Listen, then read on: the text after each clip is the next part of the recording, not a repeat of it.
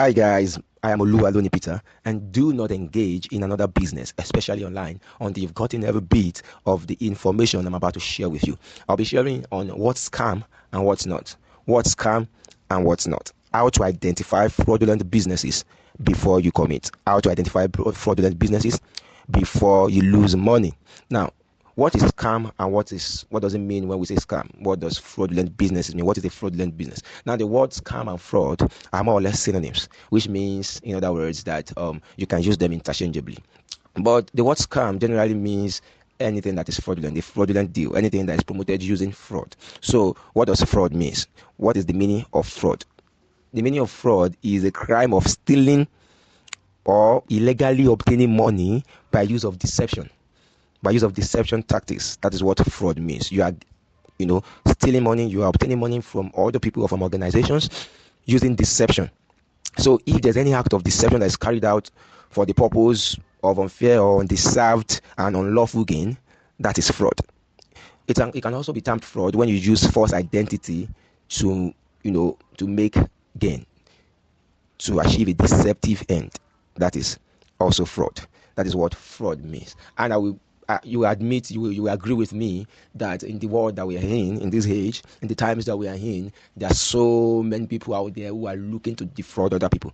A lot of people are just interested in scamming people. They just want to get what they have not, they just want to reap where they have not sown. So it is your responsibility, it is my responsibility to make sure that we do not allow these people to defraud us. So how do you identify fraudulent businesses before you commit? Now, these people are not just coming with as individuals trying to scam you or stuff. They're even setting up businesses. They're setting up scam businesses here and there, and people are losing their money.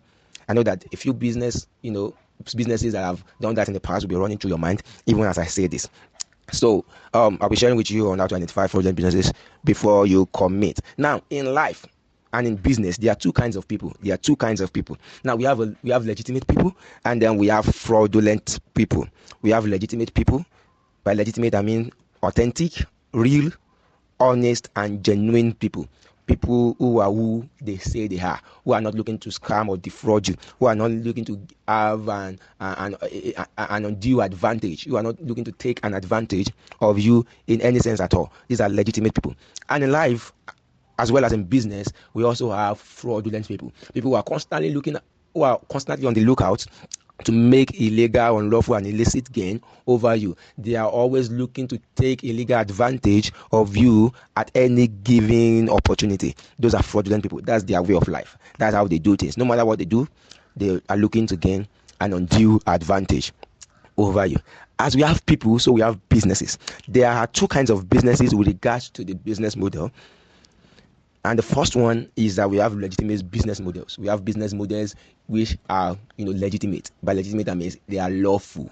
They are authentic, they are real, they are genuine businesses. These businesses are honestly put together by people to make life easier for the populace, to help them achieve a end, and to make profit for the organization without, taking undue advantage of other people, especially their employees and their investors. They're always they're always on the lookout for how to, improve or to be of benefit to their investors. Now we have fraudulent business models. Fraudulent business models are those that in their original setup, it is impossible for them to be authentic, to be genuine, to be real, to be honest. They're already set up in a way to defraud people, to take undue advantage of people, whether they are customers or whether they are investors, whether they are partners. Those businesses are set up to take undue advantage of people involved. So by default, by design, this kind of businesses, no matter what you do in them, you are going to lose money.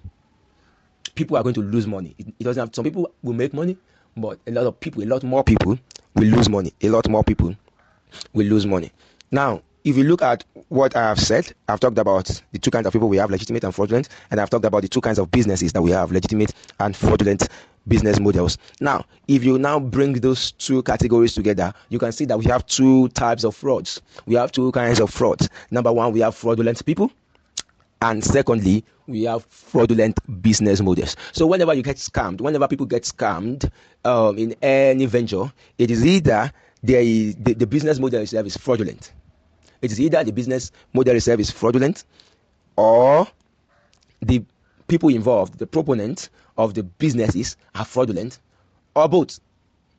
But at least one of these things has to be involved. One of these things has to be present. There have to be either a fraudulent business model, a faulty business model, or fraudulent people involved in the business. Now, if you remember, if you done genetics class in secondary school or in university or whichever, in biology, you will remember, or you've gone to all of these genotype talks, you will know that there's a simple crossing that is done for either an AS person, somebody with a genotype AS, that is the carrier of the sickle cell gene. If marries another person who is also a carrier, that means an AS person marries an AS. There's a simple cross to show you the possibility of offsprings that they are going to have, where and then they have 4 possible they make 4 crosses, and they have 3 possible genotypes. They have the SS, they have the AA, and the AS. That's what happens. That's why they say they should not marry. But now we're going to use this same model as our scam finder. I call it scam finder. We're going to use this same model to find out how to identify scams in businesses. So if we have the 2 kinds of people that we have legitimate people, let's call that LP, and beside that, immediately beside that, we have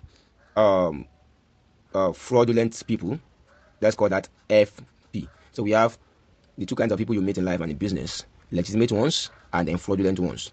So we also have let's have this on the left side, and on the right side we have the 2 kinds of business models we can have. We have legitimate business models, LB, and then fraudulent business models, FB. Now, if we're going to do a cross of all of these things, we are going to take LP first, legitimate people, and then we are going to take legitimate business model. So if we have legitimate people and legitimate business, what we get is a legitimate business. Legitimate person running a legitimate business model, you get a legitimate business venture. Now, if you have a legitimate person with a faulty and fraudulent business model, the second crossing, then we have a fraudulent business. Okay, let's have legitimate person, the fraudulent business model. We have them together. Then let's look at the fraudulent person with the legitimate business. We cross them together, and then we cross fraudulent person with fraudulent business together. Any of these outcomes where we have an F, when we have a fraud, whether it's a person or a business, those are fraudulent business ventures. You are going to lose money if you venture into any of those businesses. In other words, what I'm saying is that if you have a legitimate person, no matter how genuine, no matter how honest this person is, no matter how well-meaning the person is, and he comes up with a business that in his original design, it is fraudulent. So we have a fraudulent business model being run by a legitimate person. Whether you like it or not, people are going to lose money. People are going to lose valuables. They are going to suffer loss in this business because the fraudulent business model encumbers the legitimate person. It makes the business fraudulent. No matter how good the person is going to suffer loss. For instance, if somebody who is legitimate, who is genuine, blindly goes into a Ponzi scheme, no matter what he does with the Ponzi scheme, no matter how well-meaning he is, people are going to lose money. People are going to lose money. By the time people stop bringing in money, then those who you have promised millions and thousands will not get their money. That is how it is. So if a legitimate person runs a fraudulent business model, the business is meant to crash. The business is doomed from the beginning. If a legitimate person, however, runs a legitimate business model, this is the only one that is free of fraud. So, but if a fraudulent person, no matter how legitimate the business is, he brings his fraudulent tendencies into the business, and the business automatically becomes fraudulent. For instance, if a fraudulent person runs a microfinance bank, we see instances of that. A microfinance bank is a legitimate business model, but if a fraudulent person runs that, it's going to abscond with customers' money, and then the business becomes a scam. But is the business a bad one in its original state, in its original design? No. It's a legitimate business model, but because it is run by a fraudulent person, it becomes a fraudulent venture. It becomes a fraudulent one. So the worst of this is while a fraudulent person runs a fraudulent business model, this is the height of it all. So there's no way you're going to escape this kind of fraud, because the person set up the fraudulent business with the aim of defrauding people from the onset. So there is no ignorance about it. In these people would know what they were doing from the onset. So except there is a combination of a legitimate person, legitimate proponents, legitimate business partners, and legitimate business models, there will be no legitimate business venture. So if there's any possibility of the business model being fraudulent or the proponent of the business being fraudulent, you can be rest assured that this is a fraudulent business. Now, I'm going to give you a few tips on how to identify fraudulent businesses, fraudulent people, or fraudulent business models. Now, whenever you're being given business advice, you're always advised, you're always told to do your own research. So this applies to whenever you want to come into an online business, especially, or even if it's a physical one. You have to do your own research. You have to know what you are getting into. If you are putting your time or money into a venture, into a business, you have to do your research to know the legitimacy of the business, to know how legal this business is. Now, legitimate, like fraudulent business models are by design illegal. They are illegal. So if whether you feign ignorance or not, you can be arrested and prosecuted for being proponents of those kind of businesses. Now, always do your own research. Always do your own research before you commit to any business, even if the business ticks or checks all the boxes at face value. Always do your own research. So in doing your own research, you have to research the company, look at the company. Oh, okay, what do they do? What is this company about? Do they have an office? Do they have of people which you can associate with them? Do you know the founder? Things like that. Is there somebody that you know who is responsible for this company or for this business? So you have to research the company. What do they do? What exactly is the business about? What are they offering? What are the products that they offer? That's some question you need to ask. One of the major things of fraudulent businesses, the major factors, the major identifiers of fraudulent businesses is that they often do not have products. They often do not have products. So they just trade money. You bring money, and then when another person brings money, I'll pay you so amount and stuff like that. Even though they might not tell you that somebody has to bring money before you get paid. So that's one of the things you need to look out for. What are the products that these people offer? Then you need to understand the costs. Understand the costs. Look at, okay, this product, how much is it worth? How much gain? You have to calculate how much gain are they going to make. Okay, what they are offering me from this business, is this something that the business can make? You have to understand the cost. You have to understand how the business is run. Understand the way the business is run. If it's a business that have a compensation plan or a commission model, you have to understand the commission model. For instance, there are certain businesses that have been promoted and propagated online, whereby you come in. These businesses, most of them do not have products that they sell. They call themselves affiliate marketing businesses in quote, but most of them are truly not affiliate marketing businesses. Now they tell you to register with certain amounts. Say 5k, 5,000 naira. You register with 5,000 naira, and then you are going to get a welcome bonus of 2,000 naira. Immediately register, you are going to get a welcome bonus of 2,000 naira. And then they tell you that the person who refers you is going to get 4,000 naira as a referral bonus. The person is going to get 4,000 naira as a referral bonus. I remember one specifically, you pay 2,000 naira to register, your referral gets 1,500 naira. You yourself, you get 1,000 naira. Now, if you add these things together, for the 5,000 registration, the company that already said they are paying 6,000 naira out immediately you register, you are getting 2,000, and your referrer, that means the person who refers you is getting 4,000. That is 6,000. Where are they getting the money for? Even the money you pay to register is not up to that. That is an indication of fraud. That is an indication of fraud. These things are baits to make you commit, to make you say, oh, okay, it will be easy for me to make my money so quickly with no time. I'm even getting half of my registration fee back. You understand? So it's a way to bait people into committing as quick as possible. So you have to understand the commission model. Do they add up? If whatever they are going to pay as commissions for a single registration is more than what you are paying for that single registration. For instance, you're registering 2k, and what everybody who's going to get a commission is going to get over that single registration is more than 2k. You know that it is fraudulent. Now, another thing about understanding the commission model is most businesses that say you have to earn up to a certain amount of money, they say probably your minimum withdrawal is 15k. They are most likely frauds. If they say you have to wait until 6 weeks before your first withdrawal, it is most likely fraud. You know the reason why they do this? They want you to, propagate the business, promote the business by updating your wallet earnings, your dashboard earnings for those number of days, probably 6 weeks, probably a month, probably until you get to a certain cap, a certain amount of money which you can withdraw. By that time, you would have advertised the business to the end in which you cannot renege, you cannot take back those things, and then they refuse to pay you at the end of the day. They refuse to pay you, so they know that at least for a month they have you as an advertiser, they have you as a worker, they have you as someone who is a full subscriber and a committed, a commitment member of the business.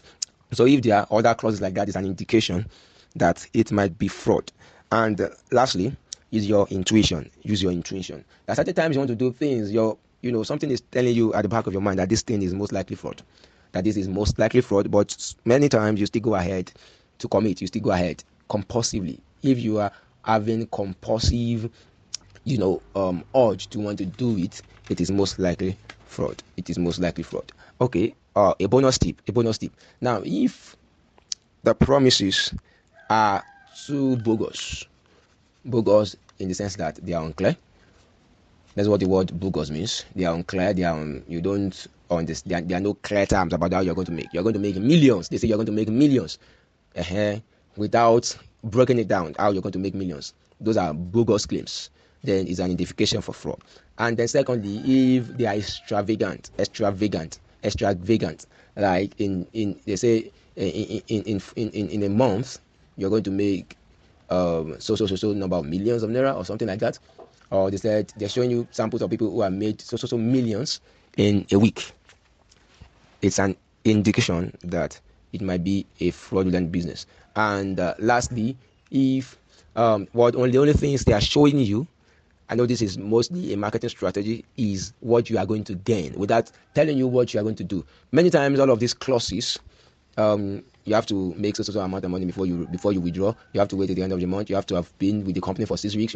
All these clauses are not stated while you're joining the business. If though that is the case, and they only tell you about what you are going to make from the business, that's the only thing that's been propagated and promoted. They're just telling you how you're going to buy a car in 3 days, how you're going to build a house in a week, how you're going to make 20 million in the next 7 days. Then it's an indication that it might be a fraudulent business. Now, very quickly, I'm just going to tell you a few things about certain misunderstood businesses.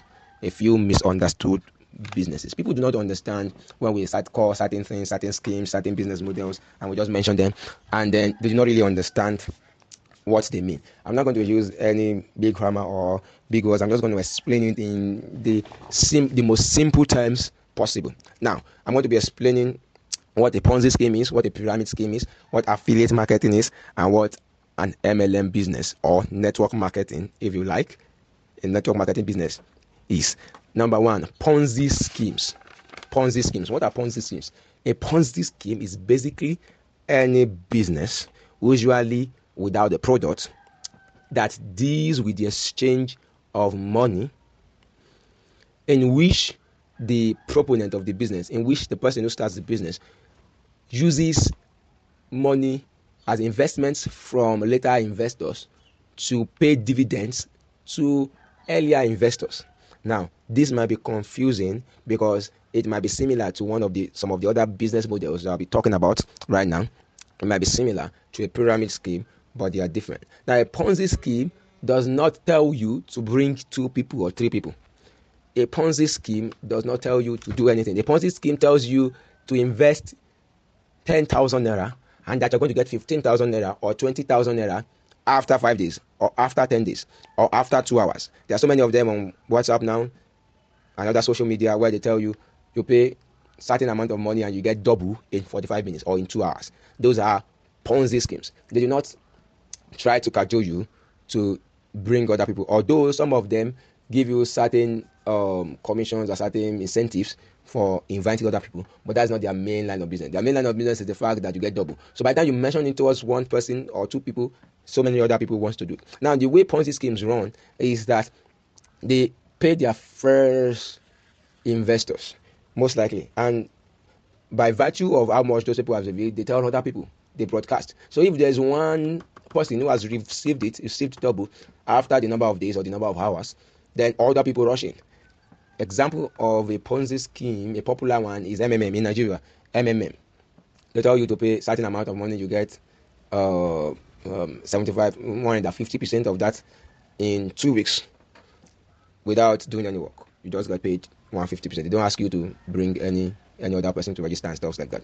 So that is a Ponzi scheme. What it just does is collect money from people, hold it, and then when other people bring money, it pays them, those who have fraud money, interest. It pays them dividends from the money it's collecting from new people, and then keeping the rest for himself. So people have to keep bringing money for a Ponzi scheme to keep living to expectations. Whether sooner or later, a Ponzi scheme will always crash. It can take a day, it can take a month, it can take a few months, it can even take years. But, it always crashes, and a lot of money, people always lose money. And that's how it happens. It happens everywhere. There's been a lot of Ponzi schemes. There's one that I saw recently, the Tinder swindler, who, engages in relationship scams. He meets girls, he meets ladies online on Tinder, and then he gives them a fantastic, marvelous life for a couple of weeks.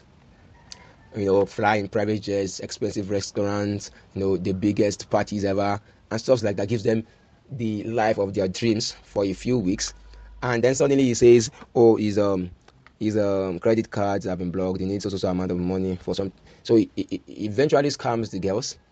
He eventually gets money from the girls, and then uses the money he gets from the girl to give a fabulous lifestyle to a new girl who is going to collect money from.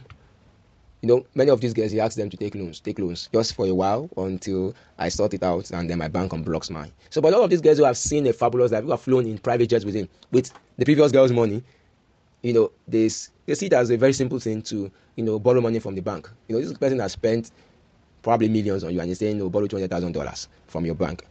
You'll be like, well, it's a little thing to do for love and stuff like that. So that is a Ponzi scheme in action. MMM is a Ponzi scheme. All this WhatsApp, pay 20K to get 40K are Ponzi schemes. Now, a pyramid scheme is similar to a Ponzi scheme, but the difference is that Ponzi schemes usually do not have a pyramid structure, which means that you're not having you don't have either a 2-leg or a 3-leg pyramid whereby you register 2 people under you and then those 2 people under 2 other people under them and stuff like that. Ponzi scheme usually does not have that. But what that is a pyramid scheme.